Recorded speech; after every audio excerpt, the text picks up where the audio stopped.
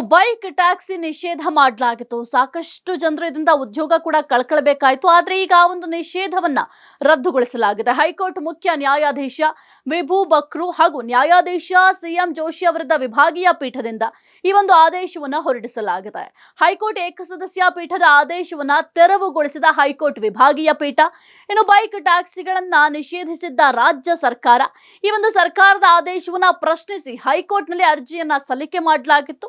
ಸರ್ಕಾರದ ಆದೇಶವನ್ನ ಎತ್ತಿ ಹಿಡಿದಿತ್ತು ಏಕಸದಸ್ಯ ಪೀಠ.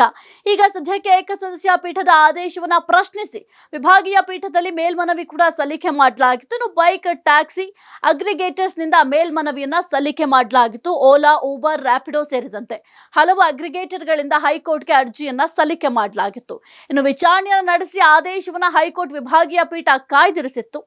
ಇಂದು ಸದ್ಯಕ್ಕೆ ತೀರ್ಪನ್ನ ನೀಡಿದೆ ಮುಖ್ಯ ನ್ಯಾಯಮೂರ್ತಿಗಳ ನೇತೃತ್ವದ ವಿಭಾಗೀಯ ಪೀಠ.